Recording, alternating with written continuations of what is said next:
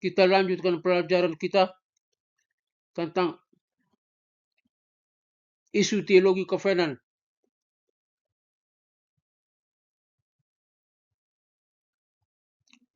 Teologi kovenan bukanlah teologi dalam arti seperangkat doktrin yang sistematis, melainkan kerangka kerja untuk menafsirkan kitab suci. Ini biasanya dikontraskan dengan kerangka penafsiran lain untuk kitab suci yang disebut teologi dispensasional atau dispensasionalisme. Dispensasionalisme saat ini merupakan metode penafsiran kitab suci yang paling populer dalam evangelikalisme Amerika dan telah demikian sejak paruh kedua abad ke-19.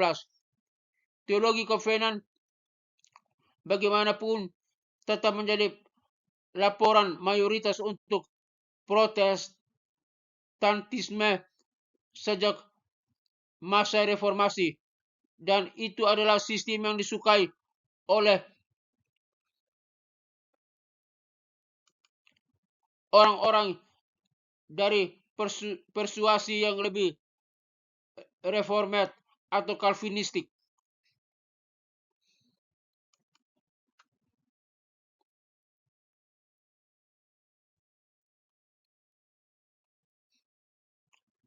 Di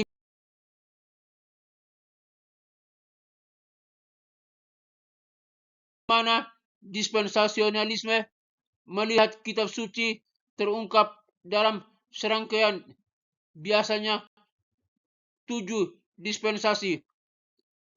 Suatu dispensasi dapat didefinisikan sebagai cara untuk yang digunakan Allah untuk berurusan dengan manusia dan ciptaan selama periode tertentu dalam sejarah penebusan.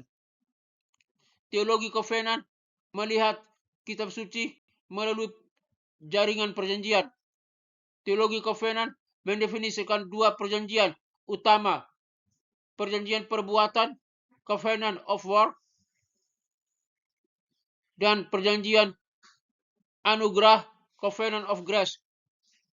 Perjanjian ketiga terkadang disebutkan, yaitu perjanjian penebusan, covenant of redemption. Kita akan membahas perjanjian-perjanjian ini pada gilirannya. Hal penting yang harus diingat adalah bahwa semua perjanjian dijelaskan dalam kitab suci. Misalnya, perjanjian yang dibuat dengan Nuh, Abraham, Daud, dan perjanjian baru.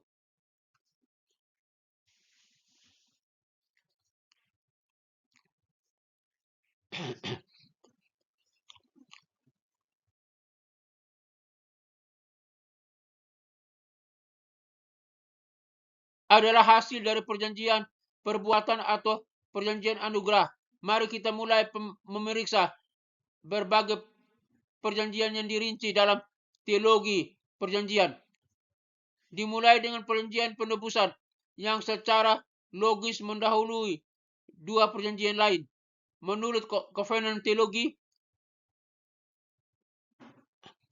CR adalah perjanjian dibuat di antara 3 pribadi Tritunggal untuk memilih, menebus, dan menyelamatkan sekelompok individu terpilih untuk keselamatan dan kehidupan kekal, seperti yang dikatakan oleh seorang pendeta teologi populer.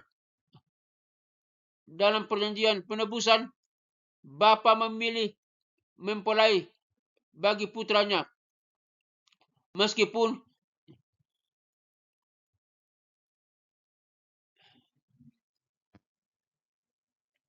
CR tidak secara eksplisit dinyatakan dalam kitab suci. Kitab suci secara eksplisit menyatakan sifat kekal dari rencana keselamatan. Efesus 1 ayat 3 sampai 14, Efesus 3 ayat 11, 2 Tesalonika 2 ayat 13, 2 Timotius 1 ayat 9, Yakobus 2 ayat 5, 1 Petrus 1 ayat 2.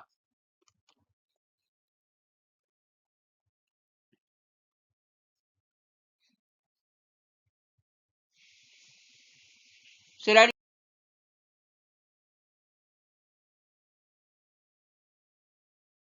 itu, Yesus sering menyebut tugas-tugasnya sebagai melaksanakan kehendak Bapa. Yohanes 5 ayat 3, ayat 43, Yohanes 6 ayat 38 sampai ayat 40, Yohanes 17 ayat 4 sampai 12. Bahwa keselamatan umat pilihan adalah maksud Allah sejak awal penciptaan, tidak dapat diragukan. CR hanya meresmikan rencana kekal ini dalam bahasa perjanjian.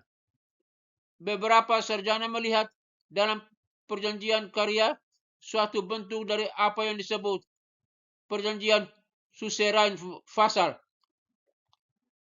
Ini suzerain masal, ini tuan dan pengikut.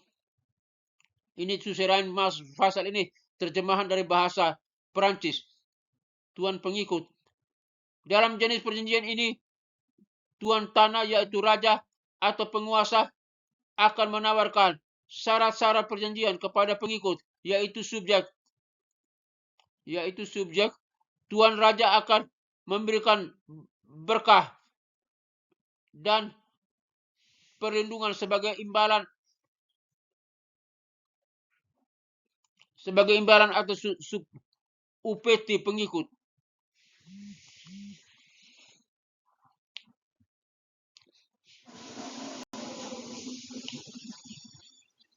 Dalam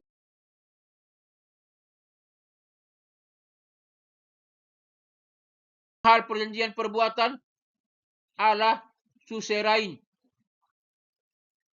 menjanjikan kehidupan kekal dan berkat bagi umat manusia pengikut yang diwakili oleh Adam sebagai kepala umat manusia. Sebagai imbalan atas ketaatan manusia pada ketentuan perjanjian, yaitu jangan makan dari pohonnya.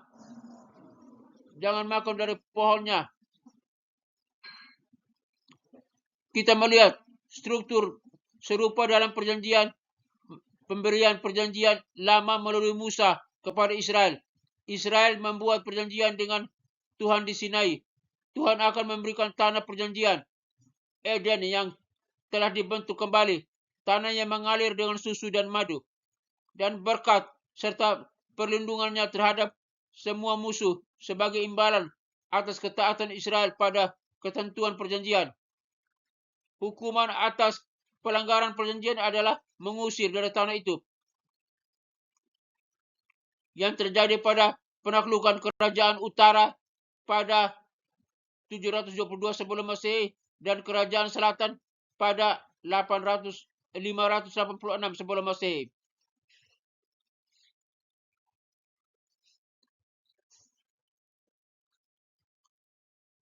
Ketika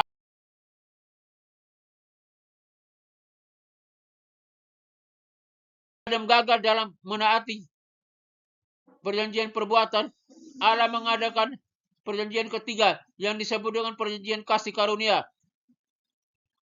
Dalam TG atau disebut dengan Covenant of Grace, Tuhan dengan bebas menawarkan kepada orang berdosa, mereka yang gagal hidup dengan Covenant of War, perjanjian perbuatan, kehidupan kekal dan keselamatan melalui iman kepada Yesus Kristus. Kita melihat ketentuan untuk CG tepat setelah kejatuhan, ketika Tuhan membuatkan keturunan perempuan dalam Kejadian 3 ayat 15. Sementara perjanjian perbuatan bersyarat dan menjanjikan berkat bagi ketaatan dan kutuk bagi ketidaktaatan. Perjanjian kasih karunia tidak bersyarat dan diberikan secara cuma-cuma atas dasar kasih karunia Allah. CG berbentuk perjanjian hibah tanah kuno, di mana seorang raja akan memberikan tanah kepada penerima sebagai hadiah tanpa pamrih.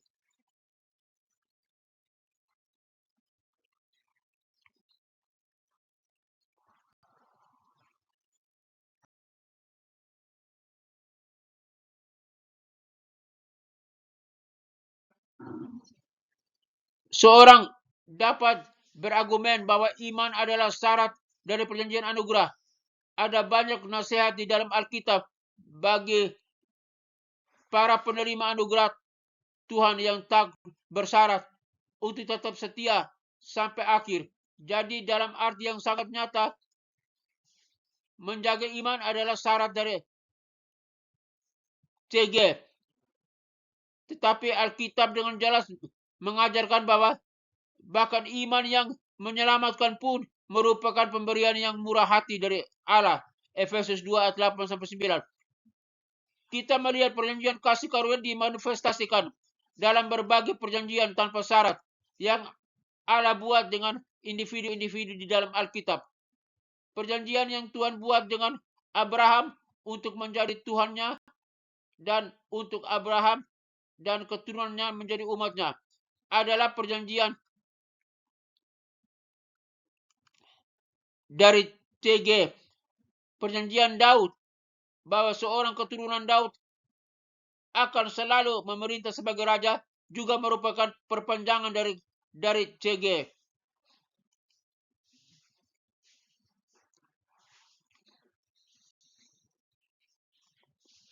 Perjanjian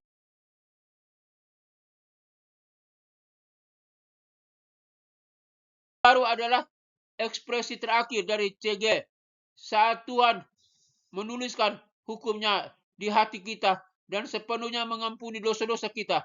Satu hal yang harus jelas ketika kita melihat berbagai perjanjian PL ini adalah bahwa mereka semua menemukan pemenuhannya di dalam Yesus Kristus. Janji kepada Abraham untuk memberkati semua bangsa digenapi di dalam Kristus. Raja keturunan Daud yang akan selamanya memerintah umat Allah juga digenapi di dalam Kristus. Dan perjanjian baru jelas digenapi di dalam Kristus. Bahkan dalam perjanjian lama ada petunjuk tentang CG karena semua pengorbanan dan ritual PL mengarah pada karya penyelamatan Kristus. Imam besar kita yang agung, Ibrani 8-10. Inilah mengapa Yesus dapat mengatakan dalam khotbah di bukit bahwa dia datang bukan untuk meniadakan hukum, tetapi untuk menggenapinya. Matius 5 ayat 17.